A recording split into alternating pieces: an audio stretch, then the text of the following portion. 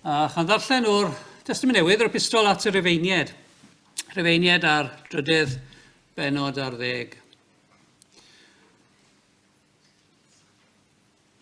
A mae'n rhaid i bob un ymostwng i'r awdurdodau sy'n ben, oherwydd nid oes awdurdod heb i Dduw ei sefydlu, ac y mae'r awdurdodau sydd ohoni wedi ei sefydlu gan Dduw. Am hynny y mae'r sawl sy'n gwrthsefyll y fath awdurdod yn gwrthwynebu sefydliad sydd o Dduw. Ac y mae'r cyfryw yn sicr o dynnu barn arnynt ei hunain. A mae'r llywodraethwyr yn ddychryn, nid i'r sawl sy'n gwneud daioni, ond i'r sawl sy'n gwneud drygioni. A wyt ti am fyw heb ofni'r awdurdod, gwna ddaioni a chei glod ganddo. Oherwydd gwas Duw ydyw, yn gweini arna ti dy les. Ond os drygioni a wneud, dylit ofni, oherwydd nid i ddim y mae yn gwisgo'r cleddyf. Gwas Duw ydyw, ie, dialydd i ddwyn digofaint dwyfol ar ddrwg gweithredwyr. Felly y mae'n rheidrwydd arno ymostwng, nid yn unig o achos y digofaint, ond hefyd o achos cydwybod. Dyma pam hefyd yr ydych yn talu trethu, oherwydd gwasanaethu Duw a mae'r awdurdodau wrth fod yn ddyfal yn y gwaith hwn. Talwch i bob un ohonynt beth bynnag sy'n ddyledus, boed dreth, boed doll, boed parch, boed anrhydedd. Bydd bendith Duw ar y darllen o'i air. Amen. Sgwydden ni adnodau bore yma, unrhyw un? Os na, pidwch poeni.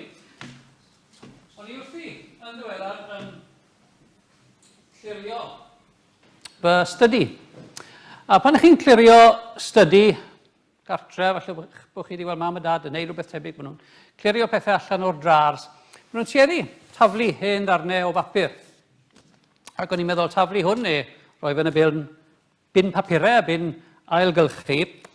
Ond wedyn wrth i agor nad oedd yn edrych fawr o beth o tu allan, o'i agor lot o arian papur. So wedys i wrthyn hian, wel, peth da bod wedi agor ar amlen, hytrach na'i lichio fe a'i daflu i ffwrdd. So o'n i'n meddwl, reit, gret, wedi cael yr arian yma. Ond, o edrych yn fanwl arno fe, doedd yr arian ddim lot o werth i fi. Achos beth oedd gynnau oedd arian papur oedd yn sôn am 50 o realau o wlad o man. So o'n i'n meddwl, wait, sy'n iawn o'r man bore yma, allan i wario fe, ond dwi ddim. So mae'n ddiwerth i fi. Wedyn, o'n i'n meddwl, mae hwn yn well, 1000 o rhywbeth. A mae'n gweud 1000 o swltau, 1000 o shillings, ond, so chi'n gallu gweld, mae'n dod o wlad arall, o hwn yn dod o Tanzania. Tanzania. So, sy'n iawn Tanzania, gret bore yma, ond hollol ddiwerth i fi bore yma. Hwn, Yinghang, a mae'n dod o, beth sy'n chi mewn sôn o beth fel un yn dod, Yinghang, o'r dwyrain pell, mae'n dod o China, arian o China. Ond un o rhywbeth yw hwnna, un Yinghang, dwi'n gwybod faint yw werth un Yinghang, ond dwi'n ddim werth i fi. Eto, 5,000 o bethau, ond mae hwn yn dod o Kuwait. Kuwait yn y dwyrain canol. So ni yn Kuwait bore yma, sef 50 o hwn yn reals hefyd, y realau gwlad Kuwait gyda ni, ond hollol ddiwerth i ni bore yma. Yma eto, hen beth yw hwn, 2,000 o arian o'r Eidal. Blynyddau maith yn ôl cyn bod yr euros yn dod mewn. So o'n i'n meddwl, wel, beth da bod fi ddim wedi taflu'r amlen, ond yw'r arian yma yn ddiwerth hollol i fi. Ond, mae werthfawr i rywun yn dywe. Mae werthfawr i rywun sy'n byw yn yr Oman, Kuwait, Hong Kong, neu China. China eisiau rhywbeth. ar eidal. Felly, sy'n ni'n gallu danfon y pethau yma iddyn nhw, bydde fe'n mwy werth iddyn nhw. Ond, be allai wneud yn nhw bore yma? Wel, mae'n hollol ddiwerth roi nhw yn casgled y crwys, achos bydde fe'n gymaint o ffaff ceisio i newid nhw, a rhai nhw'n hen iawn. Felly, newn ni roi arian pob dydd mewn yn y casglad, mewn chydig o funudau. Ond, o'n i'n meddwl, mae rhain yn werthfawr i rywun. Diwerth i ni, llawn gwerth i bobl eraill. Ac ambell waith pan ni'n edrych ar y byd, ni'n meddwl bod yna bethau sy'n hollol ddiwerth.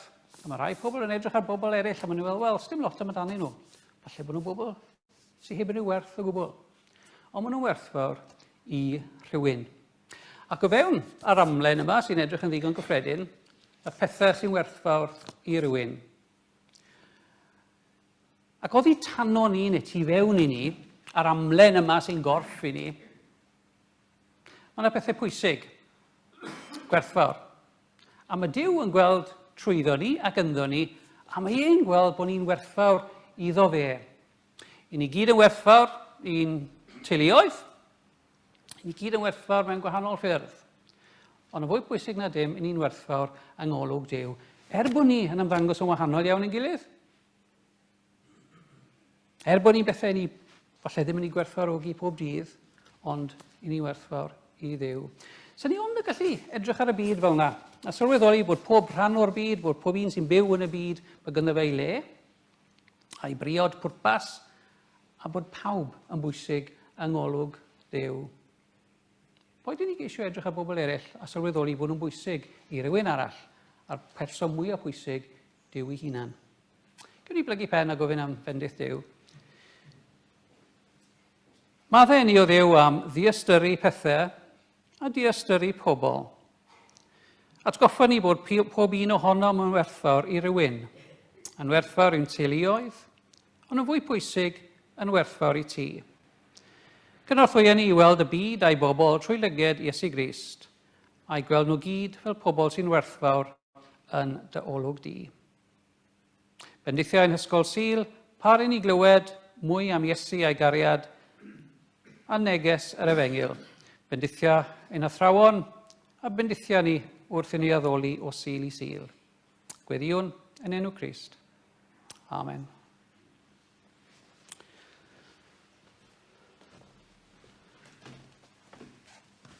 Yn hefyd nesaf wrth i'r ysgol Sul, ym Madel 309. Mae'r oesau'n disgyn draw fel ton ar don i'r môr, ac oes ar oes a ddaw wrth drefniad doeth yr ior. Ond syfle'r oesedd, cilied dyn, mae Iesu Grist yn para yr un. 309.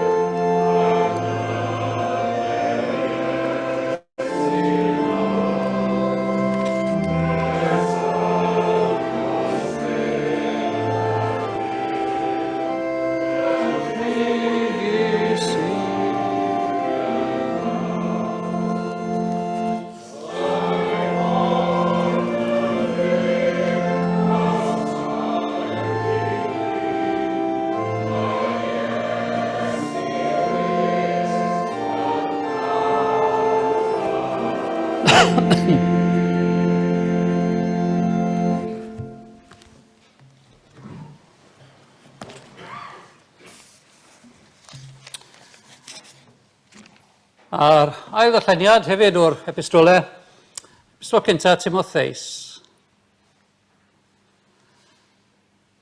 Yn y lle cyntaf, felly, rwyf yn annog bod yn biliau, gweddiau, deisyfiadau a diolchiadau yn cael ei offrymu dros bawb, dros frenhinoedd a phawb sydd mewn awdurdod, i ni gael byw ein bywyd yn dawel a heddychlon, yn llawn dywioldeb a gweddisder. Peth da yw hyn a chymeradwy gan Dduw ein gwaredwr, sy'n dymuno gweld pob un yn cael ei achub ac yn dod i ganfod y gwirionedd. Oherwydd un Duw sydd, ac un cyfryngwr hefyd rhwng Duw a dynion, sef Crist Iesu a gyntau yn ddyn. Fe'i roes ei hun yn brydwerth dros bawb, yn dystiolaeth yn yr amser priodol i fwriad Duw. Ar fy ngwir, heb ddim amwiredd, dyma'r neges y penodwyd fi i dystio iddi fel pregethwr ac apostol, yn athrwy'r cenhedloedd, yn y ffydd ac yn y gwirionedd. Amen. Byddai'r bendith Duw ar y darllen o'i air. Gewn ni offrymu'n gweddiwn.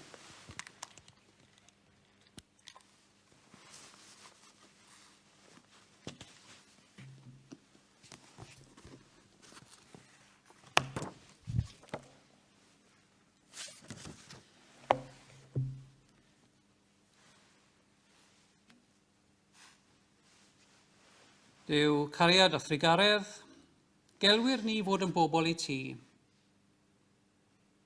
Fel aelodau o'th deulu yn y lle hwn gweddion dros Eglwys y Crwys drwy'r byd, fel y bydd dy bobl ym mhob man yn ffyddlon eu tystiolaeth, yn ddiwyd i gwasanaeth ac yn un mewn cariad, fel y byddant oll mewn gwirionedd yn gorff Crist yn y byd. Gweddiwn dros ein cenedl a phawb sy'n llywodraethu trosom yn lleol ac yn genedlaethol. Iddynt wasanaethu cymdeithas gyda doethineb, diwydrwydd a gostyngeidrwydd. Na ad i neb yn ein gwlad gael ei dirmygu, i herlyd neu camdrin. Ond gad i reol dy gariad ath dosturi di, liwio ein bywyd cyffredin. Gweddiwn dros y byd yr wyt ti yn ei garu.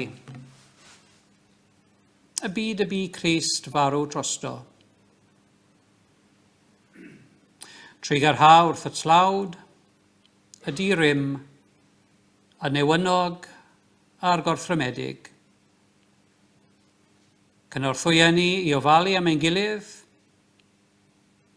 i barchu bywyd y greadigaeth, ac i geisio bob amser gyflawni dy ewyllus di.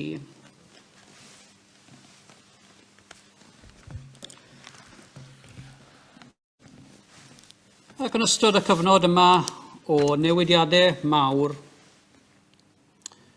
gweddiau swyddogol sydd wedi cael ei darparu ar gyfer y dyddiau hyn. Dad trigarog ac arglwydd pob bywyd, molwn di am i ti ein llunio ar dyddelw i adlewyrchu dy wirionedd a tholeini. Diolchwn i ti am fywyd ein diweddar o'r uchel a'r glwyddes y frenhines Elizabeth, am y cariad a dderbyniodd gennyt ac am lygodd yn ein plith. Uwchlaw pob dim llawen hawn yn dy addewid grasol i holl wasanaethyddion, y byw a'r meirw, a cyfodwn eto ar ddyfodiad Crist. Gofynnwn am uninau yng nghyflawniad ar amser, gael rannu gyda'r gwasanaethferch Elizabeth y weledigaeth eglurach honno a ddawwyd i ni yn yr un Iesu Grist ein harglwydd, sydd yn fyw ac yn teyrnasu gyda thi a'r ysbryd glân, yn un Duw yn oes oesoedd. O llalluog Dduw, tad pob trigaredd, a rhoddwr pob cysur. Bydd rasol wrth y rhai sy'n galaru. Aelodau'r teulu brenhinol, y genedl hon, a holl genhedloedd y gymanwlad. Fel trwy fwrw pob gofal arna ti, ac cawn brofi diddannwch dy gariad trwy Iesu Grist ein harglwydd. Caniatáu ni arglwydd, fyw yn dy ofn, marw yn dy ffafr, gorffwys yn dy dangnefedd, cyfodi yn dy nerth, a thernasu yn dy ogoniant, mwyn dy anwyl fab dy hun, Iesu Grist ein harglwydd.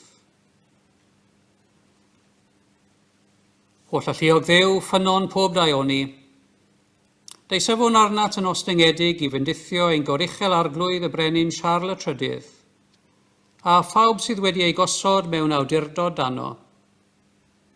Iddy'n drefnu pob peth mewn doethineb ac uniondeb, cyfiawnder a heddwch, anrhydedd i thenw sanctaidd, a lles dy eglwys ath bobl. Gofyn nhw'n hyn trwy Iesu Grist ein harglwydd. Amen.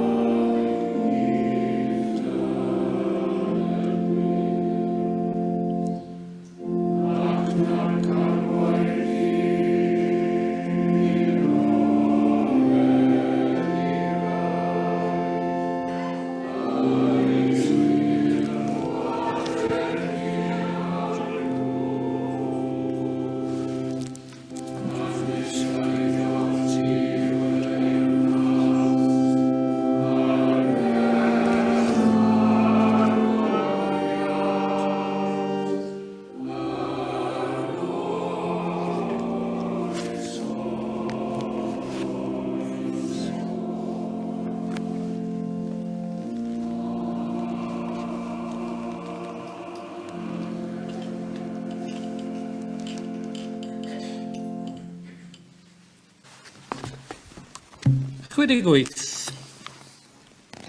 Cydinwn oll o galon rhwydd i foli'r arglwydd tirion am drigareddau'r flwyddyn hon a'i ryfedd gyson roddion. Chwedig wyth.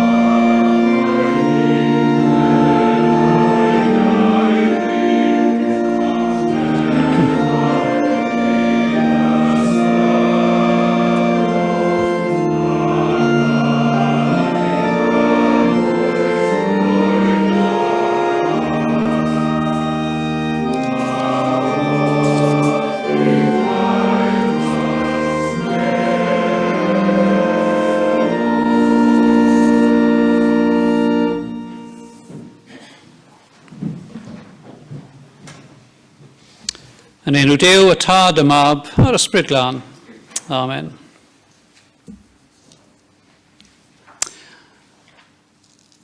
Llawer o bobl wedi gorfod newid I trefniadau y penwythnos yma. Yn ei edrych ar y teledu, mae'n amlwg bod arweinwyr byd, arweinwyr politicedd, byd militaredd a phob un sydd yn gysylltiedig â bywyd gyhoeddus yn Llundain am hwnni wedi gorfod newid I cynlluniau ar y munud ola. A mae hynny'n digwydd yn aml iawn I ni mewn bywyd, yn dweud. Falle ar lefel llai, sicr ar lefel llai, falle chi wedi gorfod newid eich trefniadau munud ola, gwyliau, oherwydd salwch, neu oherwydd weiledd, neu o bosib marwolaeth yn y teulu. Mae'r pethau anusgwyl, di-symwdd yma yn dod ar ein traws ni. A mae bywyd yn cymryd cyfeiriad arall, ond I ddim yn ei ddisgwyl ar y pryd arbennig hwnnw. So ewch ni ôl trwy'r canrifoedd, os ewn ni'n ôl at fyd y Testament Newydd, byd yr Apostol Paul. Os darllenwch chi trwy lyfr yr Actau, mae Paul tro ar ôl tro yn goffod newid I gynlluniau ar y funud ola. Llongdrylliad, methu teithio o un lle i'r llall. Gobeithio ymweld ag ambell I eglwys a methu y gwneud hynny. A mae'n ansicrwydd ambell waith pan ych chi'n darllen rai o epistolau San Paul. Wedi pan mae'n gobeithio dod I weld chi, neu mi welai chi mewn rhywfaint o amser. Ond mae'r cynlluniau, mae'r trefniadau yn newid iddo fe aml iawn. Paul yn sgwennu at y Rufeiniaid, ac mae lythyr at y Rufeiniaid wedi cael ei ysgrifennu yn Asialeiad, ddim cweit yn siŵr lle a cafodd ei ysgrifennu. Ond sgwennodd at yr eglwys yn Rhufain, a mae ryw adnod ffwrdd â hi, byr gyffwrdd, a mae'n gweud, penod 15, pryd bynnag y byddaf ar fy ffordd I Sbaen, a rwyf yn gobeithio ymweld â chi wrth fynd trwodd, a chael fy hebrwng ar fy ffordd yno. Beth digon rhesymol. Mae'n sgwennu at eglwys Rhufain a mae'n gweud, wel, na I alw'ch gweld chi rhywbryd. Na I alw I weld chi ar fy ffordd I Sbaen. Nawr, roedd byd Paul yn eitha bach. Sbaen oedd pegwn mwyaf gorllewinol y byd oedd Paul yn ei adnabod. Oedd unrhyw un yn yr eglwys fwrau yn ei adnabod y pryd hwnnw. Ond cyrraeddodd Paul byth mor Sbaen. Cyrraeddodd mor bell a Rhufain, ond nath ddim pellach. Pam yn te? Mae'n dweud wrth yr Rufeiniaid, na I alw I weld chi ar y ffordd pan a fi I Sbaen. Mae'n lot o bethau yn y Testament Newydd I ni ddim yn gwybod, ond falle mae uchelgais neu un o uchelgeisiau yr Apostol Paul oedd pregethu'r Efengil ymhellafoedd y ddeiar, ymhegwn eitha y byd oedd yn gwybod amdani, Sbaen. Oedd neb erioed wedi sefydlu eglwys yno, oedd neb erioed wedi pregethu'r Efengil yno, ac efallai mae un o obeithion, bwriadau mawr yr Apostol Paul oedd mynd mor bell a Sbaen a lledaenu'r Efengil yn y wlad honno. Ond cyrraeddodd byth mor Sbaen fel wedes I. Fynd mor bell a Rhufain. A dyna diwedd teithio Paul i'r gorllewin. Gallwn ni ddiolch I Dduw bod yr Efengil wedi ymestyn ar ôl hynny, ymhellach i'r gogledd ac I Ewrop, ond yn weinidogaeth ac y myd, eitha cyfyng Paul, a the ddim i'r eitha oedd wedi bwriadu wneud. Newidiodd I drefniadau. Ond oherwydd mae Paul ddim wedi mynd I Sbaen, fe cafodd un yn y carchar yn Rhufain. Ac am ei fod wedi treulio'r cyfnod na yn y carchar yn Rhufain, mae gennym ni Testament Newydd sy'n hollol wahanol I beth bydde fe, pe fydde Paul wedi mynd I Sbaen. Siomiant I Paul efallai, ond yr eglwys Gristnogol yn cael ei chyfoethogi am fod Paul wedi cael ei hunan yn y carchar yn Rhufain, yn eistedd lawr yn ei gell, yn sgwennu at yr Effesied, yn sgwennu at y Philippiad, sgwennu a nôl at y Corinthiad, ac yn ei cael yr epistolau o garchar. Gallai Paul wedi ymateb mewn llawer o ffyrdd. Gallai Paul wedi digaloni. Gallai Paul wedi colli ffydd. Gallai Paul wedi troi rownd a gweud, wel, Arglwydd, rwy ti wedi fy ngalw i fod yn efengelwr mawr, a dwi eisiau mynd â efengel i bellafoedd y ddeiar, ond dwi ddim wedi cyrraedd yno. Falle oedd e'n siomiant mawr iddo fe byddwn ni byth yn gwybod. Ond yn sgil y siomedigaethau, ambell waith, mae pethau mawr, mae pethau da yn dod. A mae hynny'n wir amdano ni fel Cristnogion. Cynlluniau newid ac ambell waith yn breuddwydion ni ddim yn cael ei gwireddu. Wrth i ni fynd yn hyn, ni'n sylweddoli bod bywyd ddim yn troi allan fel i ni bob amser yn gobeithio y bydde hi. Meddyliwch am y cynlluniau oedd gyda chi'n 19 oed, y breuddwydion, y gobeithion, lle bod rai ohonyn nhw wedi gwireddu. Ond yn aml iawn mae'r cynlluniau sydd gyda ni a'r trefniadau ni'n wneud yn ein bywyd ddim yn cael ei gwireddu, ddim yn troi allan yn y ffyrdd y bydden ni wedi disgwyl. A'r her i ni fel Cristnogion, pan mae pethau fel yna'n digwydd, a'r her ein ffydd ni, yw sylweddoli, wel, beth mae'r siomedigaeth yma yn dysgu fi? Beth mae'r newid cynlluniau yma yn fy dysgu? Beth mae'r sefyllfa yma o'n i ddim yn ei ddisgwyl yn gallu dysgu i fi? Dyn ni ddim yn gwybod os oedd Paul wedi edrych ar pethau fel yna. Dyn ni ddim yn gwybod os oedd e wedi eistedd yn y carchar yn Rhufain a gweud, wel, bydd na fi'n ngorau o'n sefyllfa yma yn Rhufain. Ond ar her i chi a fi bob amser yw sylweddoli, wel, pan nag yw'n cynlluniau yn troi allan, fwy aml na pheidio, mae Duw yn rhan o'r darlun. A mae'r hen ystrydeb na yn Duw am bod ti ynglyn ag un drws yn cael a drws arall yn agor, neu un drws yn cael a ffenest arall yn agor, yn hollol wir mewn bywyd. Ond yr her i Gristnogion yw sylweddoli, wel, lle mae Duw yn gweithio yn hwn? Ac ambell waith mae'n hollol naturiol i ni ddigaloni. Mae'n hollol naturiol i ni ddweud, wel, os na Dduw yn un nefoedd yn lliwio fy mywyd i. Yn enwedig pan mae'r cynlluniau neu'r sefyllfa ni'n cael ein hunain ynddo yn sefyllfa o'n i ddim wedi ddisgwyl ac o bosib yn sefyllfa trist. Mae'r ddawn i weld neu cydnabod bod Duw dal yn rhan o'r darlun wastod yn her i ni. Ac os y'n ni fel Cristnogion yn credu bod yn Duw ni yn gweithio daioni i'r rhai sydd yn caru Crist, gallwn ni byth i wthio fe o'r darlun yn aml i ni methu i weld yn y darlun. Cymaint o weithiau ni methu gweld yr haul. Mae'r cymylau yn dod rhangoni ar haul. Ond dyw hwnna ddim yn gweud bod yr haul ddim yno. Ac ni'n gwybod o brofiad bydd y cymylau yn clirio a'r haul unwaith eto yn teinu i oleuni a'i wres arno ni. A mae'n perthynas ni a Duw yn gallu fod fel yna. Mae rhywbeth yn dweud wrthyn ni fod eno hyd. Ond mae yna ddigwyddiadau, mae yna newid cynlluniau, mae yna siomedigaethau, mae yna profedigaethau sy'n dod fel cymylau ac yn ymharu ar ein gallu ni i weld bod Duw yn rhan o'r darlun. Ond eto, mae traddodiad yr Eglwys, mae'n profiadau ni fel Cristnogion, a mae'r ffydd yn ein dysgu bod yr un Duw yno o hyd. A mae rhai o gymeriadau neu personoliaethau mawr hanes wedi bod yn bobl sydd wedi gallu dysgu o siomedigaeth neu o newid sydyn yn eu hamgylchiadau ac yn eu bywyd. Handel. Tro nesaf glywch chi y corws Halleluia, corws ar uchel, buddigolaethus. Cofiwch i fod wedi cael ei ysgrifennu gan ddyn oedd wedi cael ei berlysu lawr un ochr ei gorff. Oedd ar y pryd pan cyfansoddodd e'r Meseia yn cael ei erlyd a'i fygwth gan i ddyledwyr y bydde fe yn y carchar. Ond yn y pwll yna o iselder, bownsiodd Handel nôl eistedd lawr a chyfansoddi i Feseia.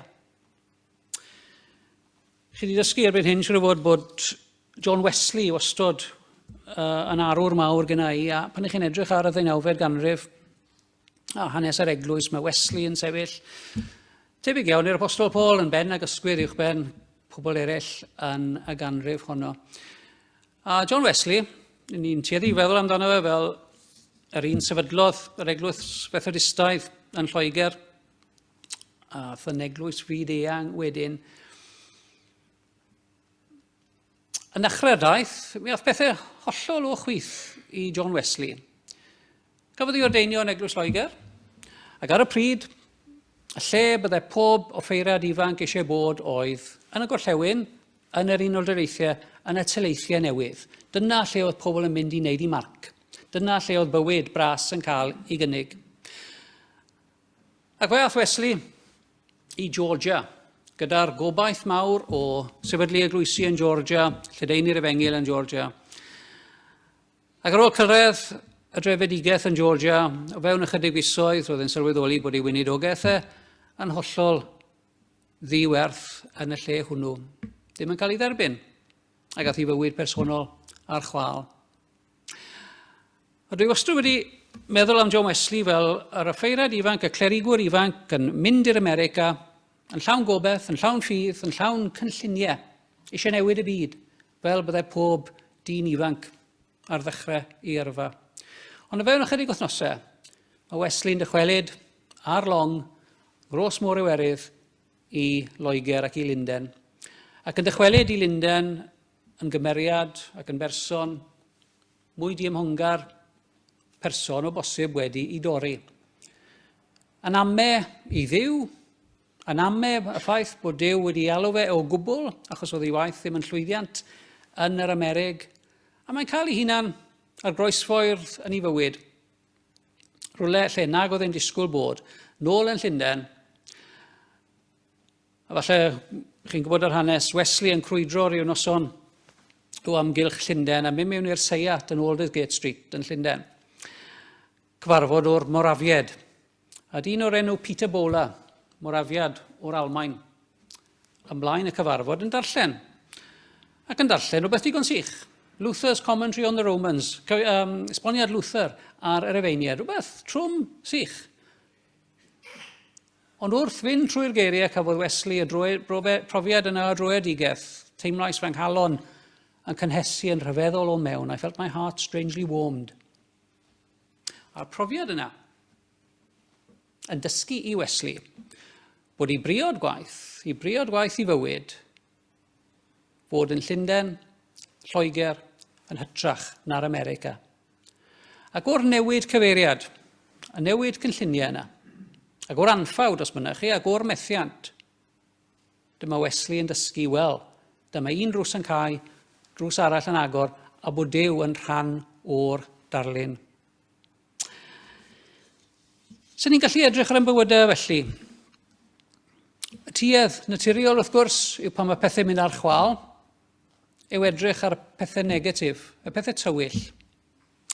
Mae gan R.S. Thomas linell hyfryd, lle mae'n gweud, a mae'n sôn am ole canwyll, the nearer the light, the longer the shadow.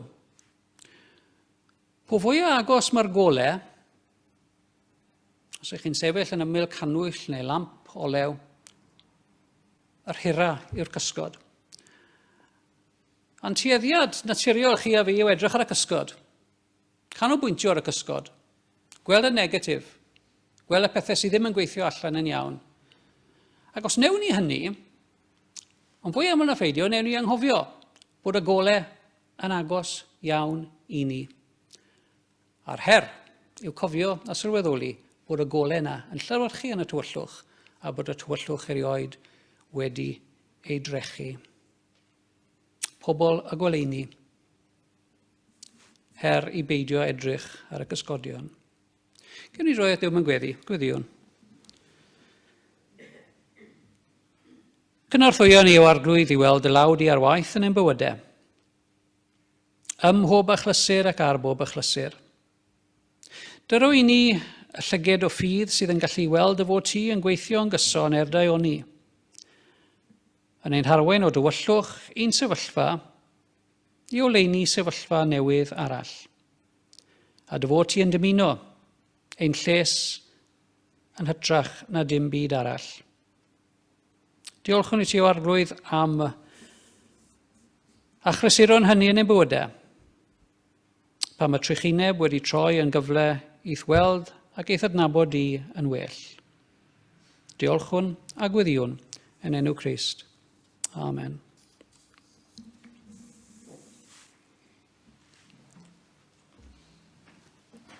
A'n hemyn ola, bore yma, 11, corona'n hoedfa ar hyn o bryd a hyfryd bresenoldeb. Rho brofi, grym dy air a thedd a hyfryd wedd dy wyneb. 11.